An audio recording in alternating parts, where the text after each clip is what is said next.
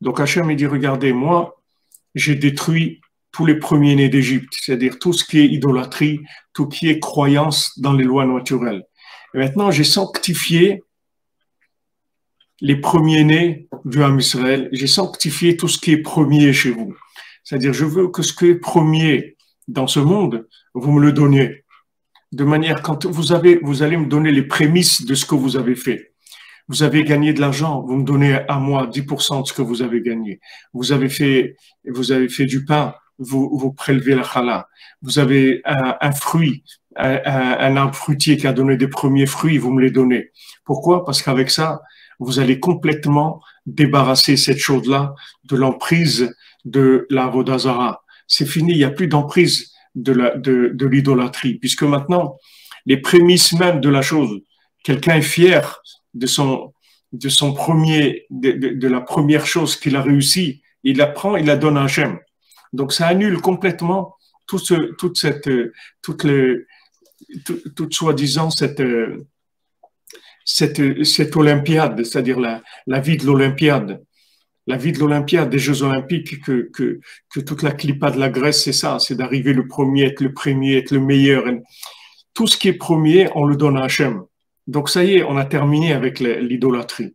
Tout ce qui est le début, tout ce qui est la première chose qui est la réalisation de ce qu'on est, de ce qu'on sait faire, etc. On le donne à Hachem. Ça nous donne complètement une autre vision de la vie. Donc Hachem, il dit comme ça. Maintenant, pourquoi on fait ça? C'est pour attirer sur nous la sainteté de l'esprit, qui est le principal.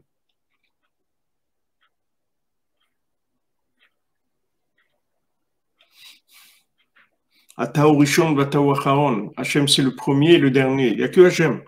Tout ce qui est en milieu, c'est géré par Hachem et tout.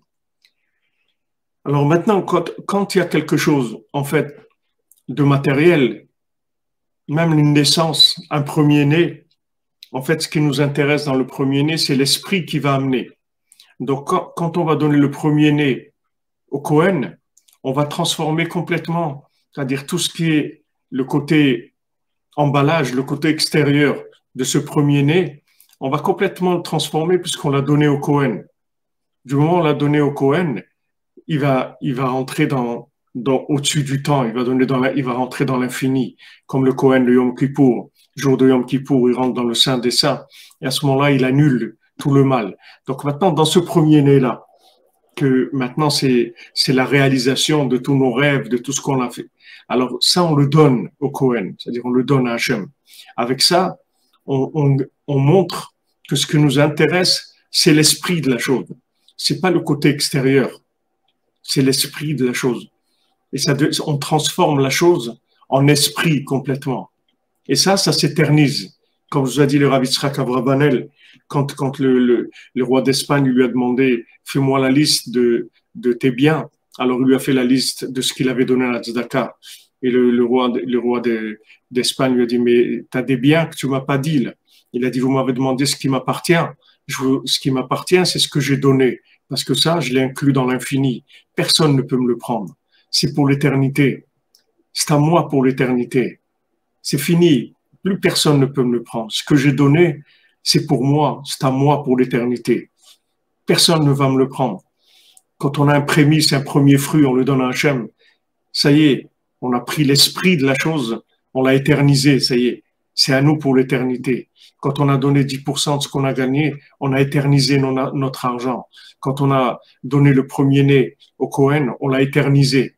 C'est-à-dire on l'a sorti complètement de tout système de cause à effet.